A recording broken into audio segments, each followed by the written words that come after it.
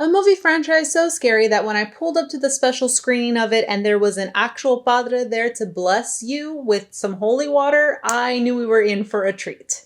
Hi, my name is Emily, or La Movie Mija. I'm a part-time filmmaker, full-time movie lover, and this is my review of The Conjuring Last Rites.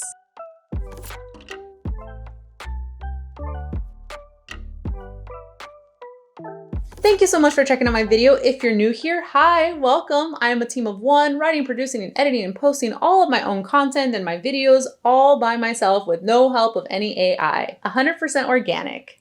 So it means the world to me that you found my channel.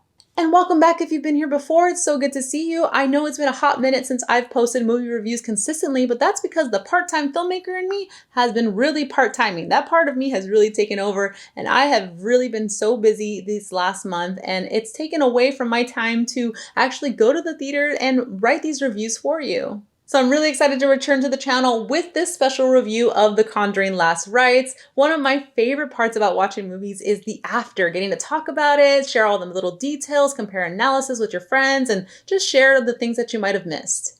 That's why one of my goals is to be one of the first places you go to after you watch a movie, so you always have a guaranteed movie friend to dish with. And this entire video will be spoiler free because the film doesn't come out till Friday, and I would hate to ruin any part of this movie for you. So if you are a fan of The Conjuring, lock in, let's talk about it. Here is my spoiler free review of the film. The Conjuring Last Rites is the latest film in the Conjuring franchise, and it follows Ed and Lorraine Warren, the paranormal investigators who try to vanquish a demon from a family's home. The film stars Vera Farmiga, Patrick Wilson, Mia Tomlinson, Ben Hardy, and many more. Right off the bat, this is a true to form Conjuring film that it's going to hit all of the right Conjuring notes. If you are a fan of the previous films, this is definitely a movie that is going to fulfill all of those cravings that you might have for a new Conjuring movie. I don't think it goes too far from what you've come to expect from the films, but I don't say that to diminish the effectiveness of this movie. I think instead of trying to do something different, trying something new, what they did instead is hone in on what they know works so well. And they got some incredible new actors in some major roles in this film, and they just really dialed in. And I love just how locked in this movie is to being exactly what we needed it to be, especially to cap off this 9-movie run of the Conjuring series. One hot topic about the Conjuring series that did come up at the screening, because we had Michael Chaves, the director, James Wan, producer, and other producer Peter Safran kind of go back and forth about whether or not they consider the Curse of La Llorona part of the canon. So let me know in the comments below. One, do you consider the Curse of La Llorona part of the canon of the Conjuring universe? I mean, Michael Chaves did direct that one too.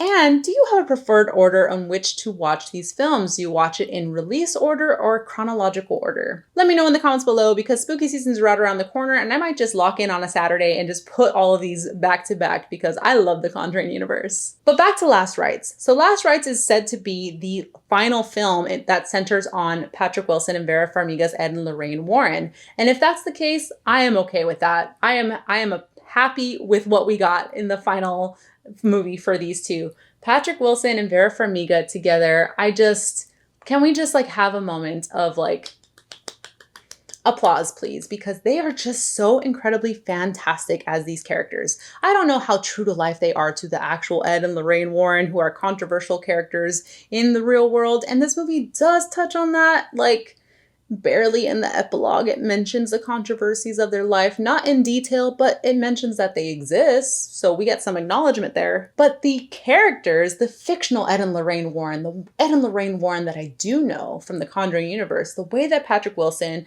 and Vera Farmiga portray them is just so fun. It's so endearing. Patrick Wilson is always so charming and funny, opposite Vera Farmiga, who's a lot more like, she's very sincere, like to a fault. Like, she is always so smiley and she just always says exactly what she means. She has her hair pinned up in a certain way.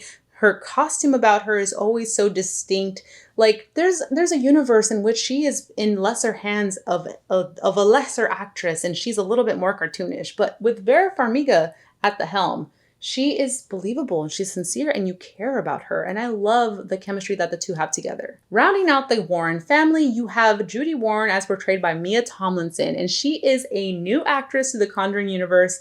and I am a new fan of Mia Tomlinson. Sterling Jarrens previously portrayed Judy Warren in another Conjuring film, but they needed Judy to be a little bit older for this movie because of the time jump, and so I understand why they recast her, and I hope you don't get upset with the recasting because Mia Tomlinson is fantastic. She is so good at what she does. Like, this film isn't too focused on scaring you. It's not too focused on like nightmare fuel. That's not the purpose of the Conjuring films. Like, there is opportunity for nightmares. Don't get me wrong. I'm clutching that holy water in that film, but I want to highlight just how character driven these movies are.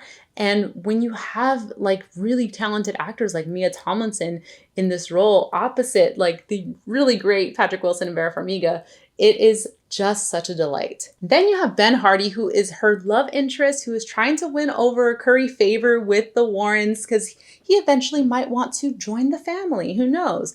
He also delivers a fantastic performance as her love interest. They really capture the rush of lovebirds. Like, I really believe that they're so into each other and that they're so excited to be together.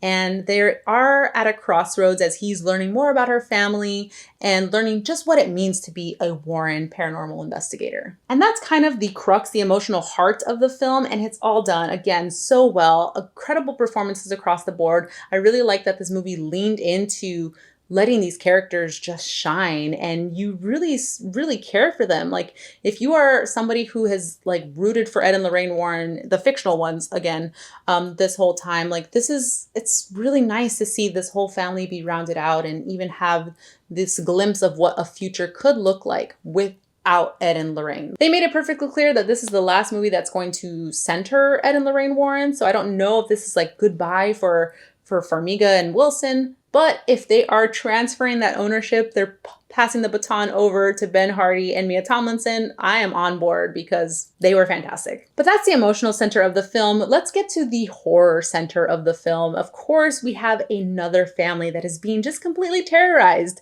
by bad things, and they are vulnerable. There are people that like can't necessarily leave. It's a big family. They don't have the means to just like escape and like go somewhere else. And they established that really well to make it known that they're vulnerable. And Ed and Lorraine Warren, they are a little bit older now. They're kind of out of the game. So we're seeing what happens when they're not necessarily chomping at the bit to get in on the next case. Like, they're a little bit more hesitant. They're a little bit, at a different stage of their life. So there is some tension in getting them back in the game for this one last ride. And I love how this movie sets that up. The family themselves that is being terrorized by these spirits and demonic presences is also really fantastic. I do think that the Conjuring films just have some of the best like family dynamics. They're so believable as siblings, and the way that they fight and they bicker, but ultimately care about each other in moments of danger. It's really terrifying and daunting, and the movie does not hold back on the scares. So let's talk about the scariness of this film, because I personally don't find this entry of The Conjuring all that terrifying. Personally, Conjuring 2 is like the one that gets under my skin the most. But I do find it still so effective. And I think that there's a conversation I've seen bumbling around the horror community about how The Conjuring is like an entry-level horror series. And I really don't buy into this idea that a horror film has to send you into like a disassociative state for it to be true horror. I think the horror comes from the vehicle that is presenting the narrative, that is driving the themes, and The Conjuring is no different. And I think The Conjuring is a perfectly solid horror franchise. I think it gets a lot of undue criticism sometimes because it's such a financially successful horror franchise, but I love the Conjuring series, and I think that this movie, even though it's not the scariest in the franchise, it's still very solid. The cinematography from Eli Bourne is gorgeous. Like, I saw this in IMAX and it looked really good. Eli Bourne also did the cinematography for Companion, another favorite horror movie of mine for this year. I really love what they're able to do with the darkness, with the camera movements that really start to feed in that dread that builds up a little bit over time. There's some really effective scares that you have seen before in the Conjuring world. There's going to feel a little bit familiar here and there, but that doesn't make it any less effective. It doesn't make it any less good. And yes, it's still so great. There's moments where I'm just like, I know it's coming. I can see it from a mile away, and still, ooh. The score from Benjamin Wallfish is also just wonderful. Like there's these really great strings and these compositions that just really drive home that tension. And I really loved experiencing this in the theater. The editing itself, I find really fantastic because there's a good balance between all the attention paid to the core relationships. You are focusing on the Warrens. You want to get a proper send off for Ed and Lorraine Warren. You are getting introduced to Judy Warren and her love interest. And like we've met Judy before, but not as this adult woman who is like in this new relationship. So it's a new version of her we haven't seen. And we also get a good amount of time with the family that is experiencing the haunting. We don't get as much time with them. They kind of fall secondary. They're the Smurl family, I believe. But they're still a prominent part of the story. And I think we get enough time with them to really start to root for them, get to know them, and at least care for them enough to be so invested in the story that you want to see this all the way through. Before I get into my final review, I do have a special announcement. I'm doing something I've never done before. I am actually raffling off a little piece of merch. This is a limited edition Conjuring cup. It says The Conjuring Last Rites. It's got some blood splatter, fake blood. See, it's stationary across the top here. It does come with the straw that is in the package. If you're interested in entering the raffle for a chance to take this bad boy home, all you have to do is like this video, subscribe to my channel, and leave a comment down below your favorite Conjuring film in the franchise. Overall, I found The Conjuring Last Rites to be a very enjoyable send-off for the Conjuring universe, at least for Ed and Lorraine Warren. If you are a fan of the previous entries of the film, you will have a lot to love about this one. I imagine some critiques for this film is that it could be too familiar for some people's taste. Maybe they wanted something a little bit different out of the Conjuring universe. However, what this film lacks in novelty, it makes up for it in some incredible grounded performances and some solid scares. And on the Movie Mija meter, I give the film a 3 out of 5 stars. Alright, that is all for now. Thank you so much again for checking out my video, and make sure to comment down below if you want to enter for a chance to win this limited edition Conjuring mug. And of course, you can follow me at Movie Mija on TikTok, Letterboxd, and Instagram for even more movie reviews, movie news, and personal insights from me. Alright, that is all for now. Thank you so much for welcoming me back to your YouTube screens, and I hope to see you next time. Bye!